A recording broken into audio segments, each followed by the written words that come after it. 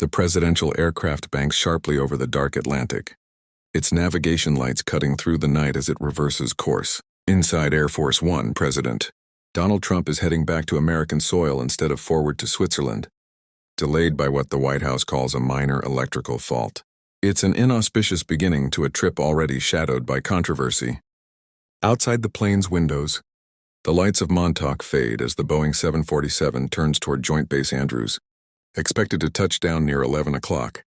The mechanical issue will prove temporary, the delay merely hours, but the diplomatic turbulence waiting for Trump in Davos may not resolve so easily.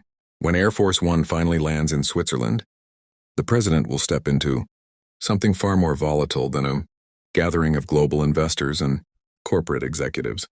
The World Economic Forum has become an emergency diplomatic summit, hastily reoriented around a single explosive question that has fractured America's oldest alliances and sent tremors through NATO. That question is Greenland, not whether the ice-locked island matters strategically, economically, or militarily. Everyone agrees it does. The question tearing through backroom conversations and foreign ministry cables is whether Trump intends to take it, and what he's willing to do to allies who stand in his way. The president has made his intentions disturbingly clear.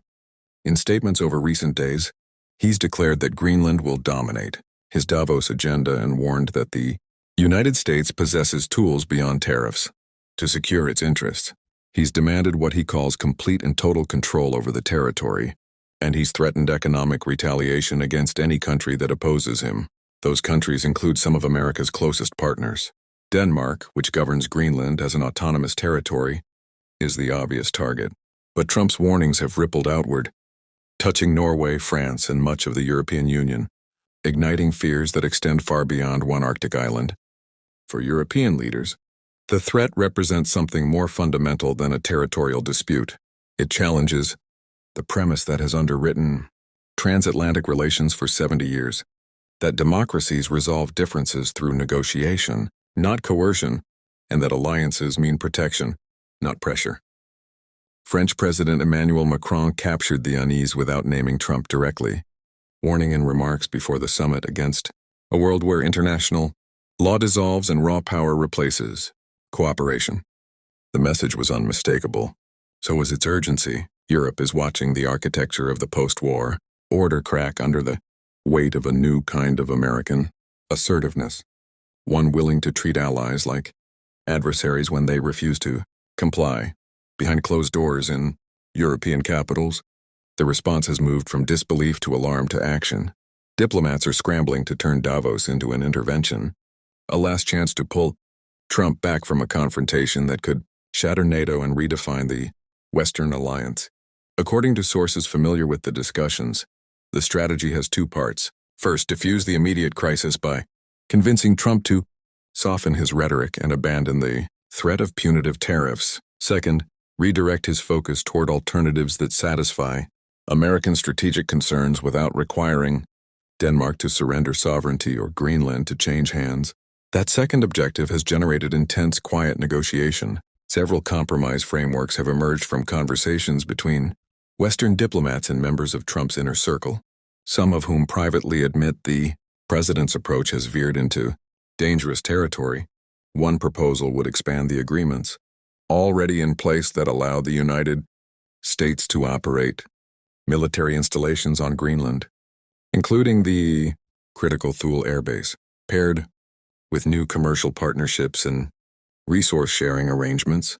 Such a deal could be packaged as a major win, complete with a formal signing ceremony that gives Trump the optics of a historic achievement without the geopolitical explosion of a territorial seizure. Another idea borrows from existing arrangements in the Pacific. Under a compact of free association, Greenland would retain its current governance while granting Washington broader security, access in exchange for financial support and economic integration. The model already governs America's relationship with Palau, the Marshall Islands, and the Federated States of Micronesia. Applying it to Greenland would be unprecedented but not impossible. It would also require Denmark's agreement, which remains far from certain. A third option involves revising the signed 51 Defense Treaty between the United States, Denmark and Greenland. The updated agreement would explicitly prohibit Chinese investment on the island, addressing one of Washington's core anxieties about Beijing's expanding Arctic ambitions. For Trump, it would provide a concrete deliverable. For Europe, it would contain the crisis within manageable bounds. Whether it would satisfy the president is unclear. He has shown little interest in half measures. Despite these efforts, a more aggressive proposal continues to circulate within the administration.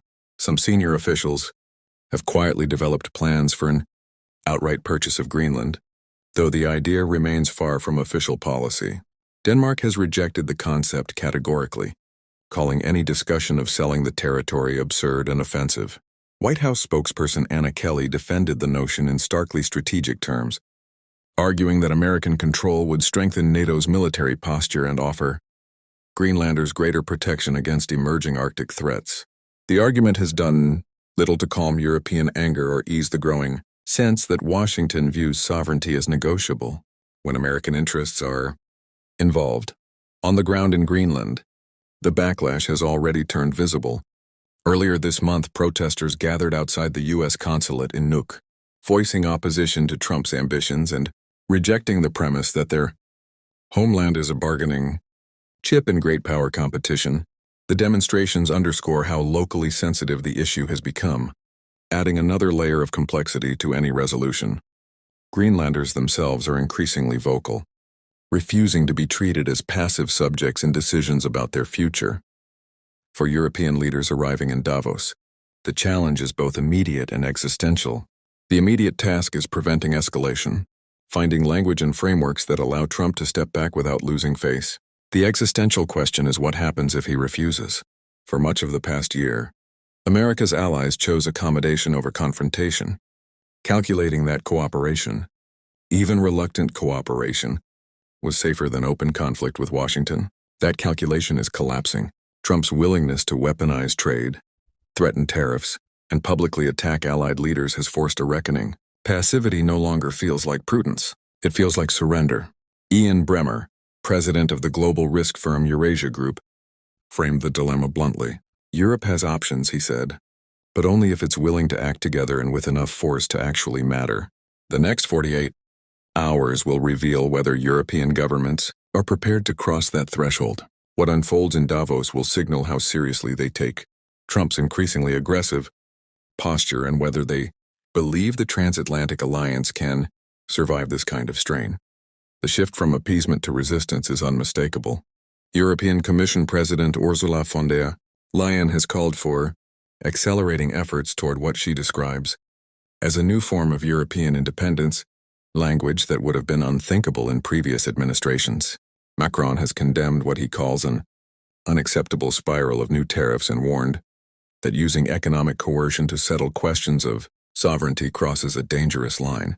The rhetoric reflects a deeper anxiety. If Trump is willing to treat European allies this way over Greenland, what comes next? The alarm has resonated across NATO, an alliance that now includes 32 nations spanning 2 continents. Officials warn that weaponizing trade disputes in a territorial conflict risks fracturing the very structure that has guaranteed European security since the Cold War. The prospect of economic punishment directed at allies for defending sovereignty has triggered something close to panic in some capitals. This is no longer a theoretical debate about Arctic strategy or resource competition. It has become a full-scale political and economic crisis, one that threatens to redefine the rules of the international order. Behind closed doors, European diplomats are weighing responses that range from symbolic to severe. The most immediate option would be reinstating 93 billion euros in retaliatory tariffs, roughly $109 billion, that the European Union suspended after reaching a trade agreement with Washington last year. Beyond that, the options grow more drastic and more divisive. Some officials have discussed selling U.S. Treasury holdings, tightening restrictions on American companies operating in Europe, or limiting U.S. access to European military bases. In a more symbolic gesture, a few have even floated withdrawing from the upcoming World Cup, an event Trump has repeatedly claimed as a personal diplomatic triumph. The most powerful tool Europe possesses is also the most controversial. The anti-coercion instrument is a legal framework designed to punish countries that use economic force to pressure the European Union.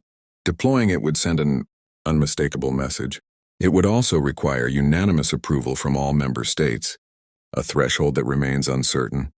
Many view it as a last resort, a weapon that could permanently alter Europe's relationship with its most important ally.